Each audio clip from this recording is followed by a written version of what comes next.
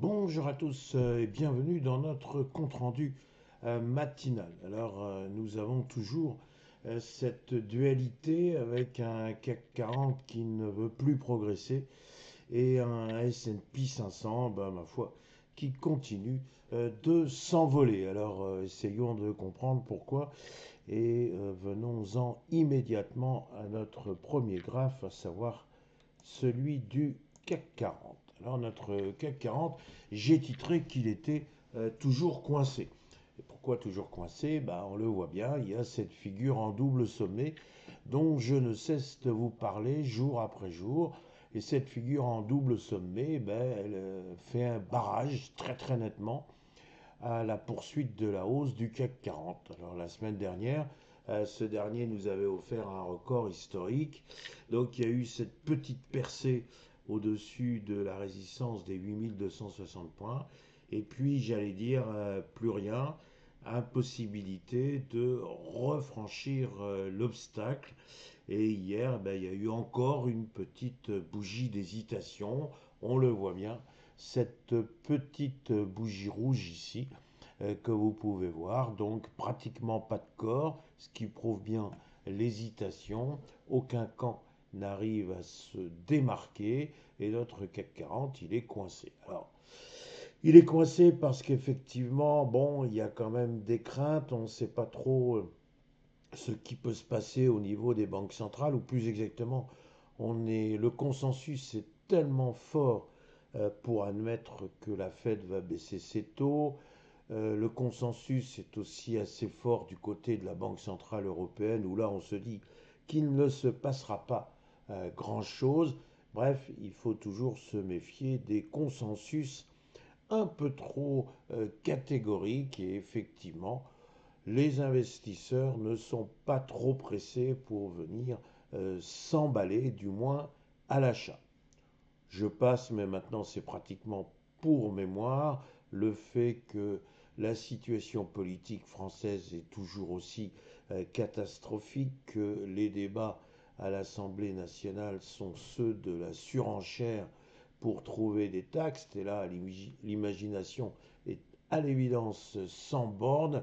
En revanche, si l'on veut parler dépenses, là, il y a quand même des mots qui fâchent. Et donc, nous sommes là dans un espèce de marasme où il y a des crocodiles qui sont en train de se battre. On se demande même si ces crocodiles ont une véritable légitimité. Bref, j'arrête là mon commentaire, mais une situation française qui objectivement fait peur. En d'autres termes, en d'autres temps, elle pourrait faire sourire.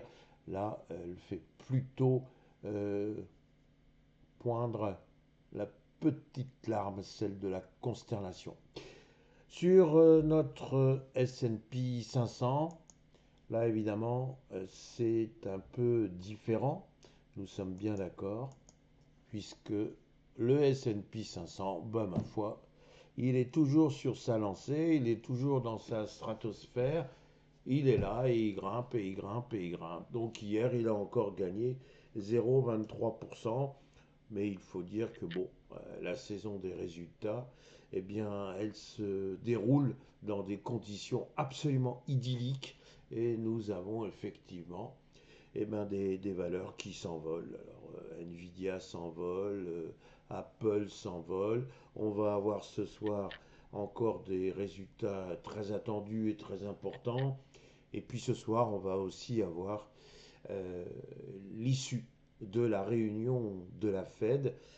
Là aussi, grand consensus, il n'y aura donc a priori aucune surprise, il y aura bel et bien une hausse, enfin pardon, une baisse, lapsus significatif, une baisse des taux de 0,25%. Donc vous l'avez compris, vous le savez déjà finalement, la question n'est plus de savoir si la Fed va baisser ses taux ce soir, mais bien plutôt de savoir ce qu'elle va nous dire quant à l'infléchissement de sa politique monétaire. En d'autres termes, là aussi, il est largement anticipé le fait qu'il y aurait une autre baisse de 0,25% en décembre. Est-ce que c'est fini? Est-ce qu'en 2026, il y aura d'autres baisses des taux? Est-ce que finalement, La Fed va pas venir nous dire vous êtes tous un peu emballés en prétendant que la préoccupation de la Fed c'était plus l'inflation mais bel et bien la situation du travail. Donc la Fed va résolument baisser ses taux ou au contraire la Fed va venir dire attendez, mon objectif, c'est bel et bien de ramener l'inflation à 2%, certainement pas à 3%. Alors certes, on peut se réjouir du fait que l'inflation ne déborde pas trop, elle était même un peu en deçà des 3%, mais ce n'est, de mon point de vue, pas suffisant pour venir véritablement s'installer dans une baisse des taux. Si effectivement la Fed venait dire ça, vous imaginez que les marchés le prendraient très très mal. Alors, on est quand même dans une situation maintenant qui est un tout petit peu inconfortable, parce qu'encore une fois, les réunions de la Fed, c'est important, c'est très suivi, ça peut provoquer de la volatilité. On a encore une fois des résultats très importants qui vont être délivrés. Et là aussi, je l'ai déjà dit, je le répète, compte tenu du niveau de valorisation du S&P 500, il est hors de question qu'il y ait la moindre déception, sauf à avoir des réactions extrêmement vives et donc des coups de baisse, si je peux m'exprimer ainsi, importants.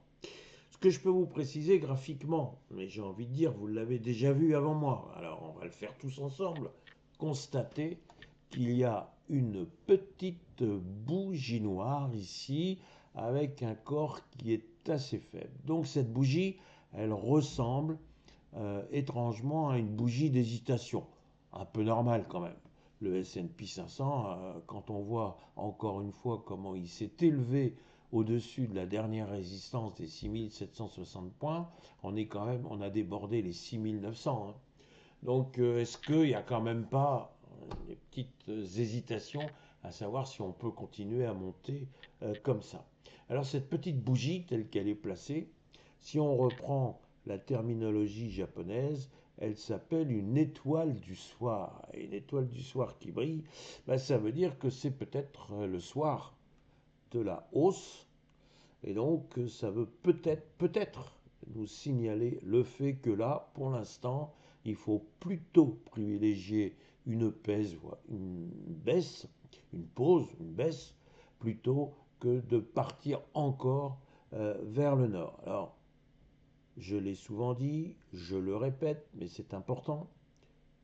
Lorsqu'il y a une bougie qui semble nous dire quelque chose, eh bien, il faut toujours attendre une confirmation. Donc là, c'est très clair.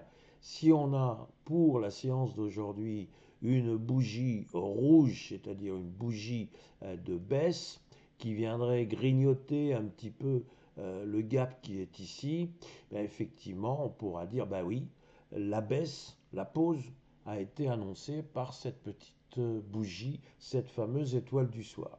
En revanche, si c'était qu'une hésitation vulgaire, si je puis dire, ben on verrait le S&P 500 continuer sa hausse. Alors j'en vois certains tout de suite qui disent oui, en fait, vous n'en savez rien. Non, c'est pas que je n'en sais rien, c'est que je viens euh, poser des hypothèses de sorte que l'on soit le plus rigoureux possible et que nous partions pas trop à l'aveugle. Pour l'instant, je viens simplement dire il y a une bougie qui ressemble très fort à une étoile du soir. Maintenant, il faut attendre ce qui va se passer aujourd'hui pour savoir si oui ou non elle avait annoncé une pause.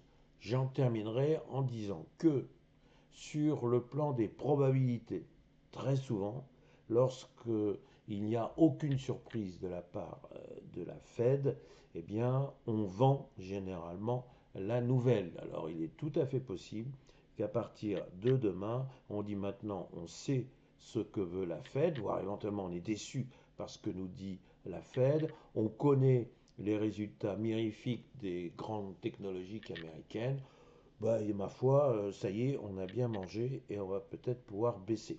Donc on garde cette hypothèse, mais qui n'est qu'une hypothèse, quelque part dans sa tête. Voilà mes réflexions du jour. Il me reste à vous souhaiter une excellente séance. On fait quand même attention, il risque d'y avoir de la volatilité. Merci.